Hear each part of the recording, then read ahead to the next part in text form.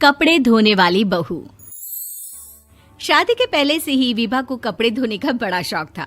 कभी नल के नीचे तो कभी तालाब के पास। अरे मेरी नीली वाली लुंगी नहीं दिख रही है। विभा की अम्मा, कहाँ रखी है लुंगी? अरे वो तो विभा ने परसों ही धोकर रखी थी आपकी अलमारी में, देखो वहीं होगी। वो ना मैंने आज धो दी, मुझे लगा कि गंदी हो गई होगी। अरे कैसे गंदी हो गई थी? उसे तो मैंने पहना भी नहीं। हे भगवान, इस लड़की के कपड़े धोने की आदत से परेशान हो गया हूँ मैं। जितना तो घर में राशन नहीं आता, उससे कहीं ज्यादा डिटर्जेंट पाउडर का खर्चा है। इसकी शादी करवा दो, शादी।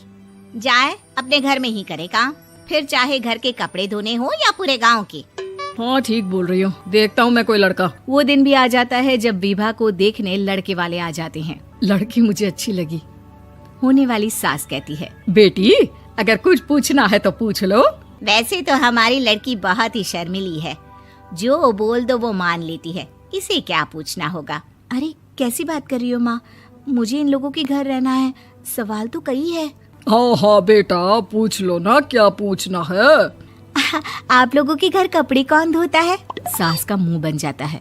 देखो, अगर तुम ये कहना चाहती कपड़े धोने नहीं आते तो सुन लो, कपड़े मैं ही धोती हूँ, लेकिन तुम्हारे आ जाने के बाद मैं रुमाल तक नहीं धोऊंगी। अरे चुप रहना भाग्यवान, बहू बेचारी घर आई नहीं, उसे डराना शुरू कर दिया। वो क्या है ना बिटिया, अभी तक तो ये कल्लू की माँ ही धोती थी, लेकिन अब तुम्हारे पापा तो दहेज में वॉशिंग मशीन देंगे ही। तभी विभा की माँ बोल पड़ती है, सवाल भी पूछा तो क्या। वैसे भाई साहब, मशीन की तो फिर भी कपड़े धोने की कैपेसिटी होती है। मतलब जो बिटिया दे रहे हैं ना विभा, इसे कपड़े धोने का बहुत शौक है। ये आप लोगों के क्या, आस पड़ोस गांव मोहल्ले सबके कपड़े धो दे और उफ तक ना करे। बाहर देखा नहीं आपने कितने कपड़े सूख रहे हैं? सब हमारी बिटिया ने ही तो धोए हैं। बस भी करो ना माँ, शर्म आ रही इतनी तारीफ सुनकर। और तो और एक दाग निकाल कर दिखाओ तो मान जाऊँ। हाँ अच्छा, माफ करना बेटा, मैंने गलत समझा।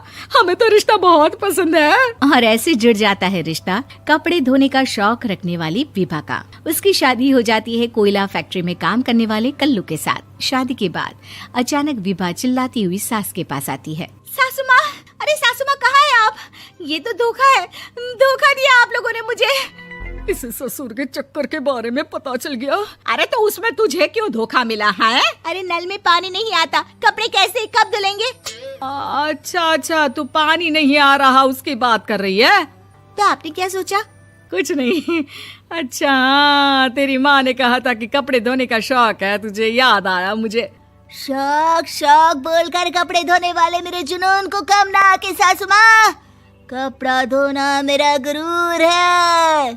तभी पति भी वहाँ आ जाता है। अभी मैंने इसे सनी देओल की फिल्म दिखाई है, उसी के डायलॉग मार रही है माँ। अच्छा सुन, साफ साफ बता रही हूँ, पानी सुबह 4 से 6 और शाम को 10 से 12 आता है, समझी? विभा टाइमिंग सुनकर हैरान हो जाती है। ये क्या भूतों का मोहल्ला है?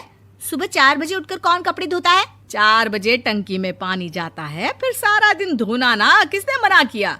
अरे कैसे बात कर रही हैं? 200 लीटर की टंकी में कितने कपड़े धोलूंगी मैं? जाऊंगी मैं। अब क्या था, विभा सुबह 4 से लेकर रात के 12 बजे तक कपड़े ही धोती रहती। एक रोज सास पड़ोस से निकलकर कहीं जा रही होती है कि साथ वाली कहती है, हाँ कल्लू की माँ, जरा ये बताओ कि 2 साड़ी है, 2 ब्लाउज और एक पेटीकोट और एक नाड़े वाला लंबा कच्छा। हाँ तो? अरे तो क्या, कितना लोगी धुलाई ये बताओ। धोबन दिख रहे हैं हम क्या?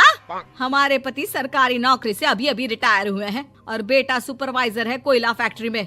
धोबन समझ रखा है हमें? कल्लू की माँ माफ कर दो, वो तो मोहल्ले में यही सब बता रहे थे कि तुमने बहू को कपड़ा धुलवाने के काम में लगा दिया है। सास को पड़ोसन की बात सुनकर गुस्सा आ जाता है। वो घर पहुंचती है जहां घर के बाहर ही इतने सारे कपड़े सूख रहे होते हैं जितने कि किसी धोबन के घर पर। अरे ओ कल्लू की दुल्हन, बाहर निकल। माँ जी यहीं आ जाओ, बाथरूम में चादर धो रहे हैं हम। अरे अभी हम धोते हैं, तुमको बाहर निकलो। ये आस पड़ोस वाले बोल रहे हैं कि हम बहू से कपड़े धुलवा कर उसे कपड़ा धोने वाली बना दिए हैं। अरे छोड़ो ना माँ जी, किन लोगों की बातों में आती हो? आस-पास के लोगों का तो काम ही होता है कि वो किसी तरह सास बहू को लड़ा दे। बहू सारे घर के कपड़े धोती है, ये क्या कम है? बोलिए। सास को भी लग जाता है कि वो बहू का ये सनकीपन नहीं छुड़वा सकती, इससे अच्छा है कि खुद ही चुप हो जाए। एक रोज सास और बहू मंदिर जाते हैं, जहाँ सास की साड़ी वहाँ खड़ी भीख मांगने वाली से मिलती है। माँ जी क्या बात है, आपकी साड़ी उस भिखारन से कितनी मिल रही है ना? हाँ हाँ देखो तो, दोनों की साड़ी मिल रही है। क्या बात है कल्लू की अम्मा, तुम खुद को तो अफसर की बीवी बताती हो और ऐसी सिंपल सी प्लेन साड़ी पहनकर घूमती हो। सिंपल और प्लेन नहीं है ये साड़ी। तो क्या सोने के धागे से फूल बने हैं? कुछ भी सासू माँ, कुछ भी। हाँ बने थे इस साड़ी में सोने के धागे से फूल। मेरे पति लेकर आए थे मद्रास से स्पेशली मेरे लिए 10,000 की। ताहे भाई साहब इस भिखारन के लिए भी सेम टू सेम साड़ी लेकर आए होंगे 10,000 की। सास उस वक्त तो कुछ नहीं कहती, लेकिन बहू के साथ घर आती है और अलमारी से एल्बम निकाल कर लाती है। ये साड़ी देख रही है, ये वही साड़ी है जिसे मैंने अभी पहना था।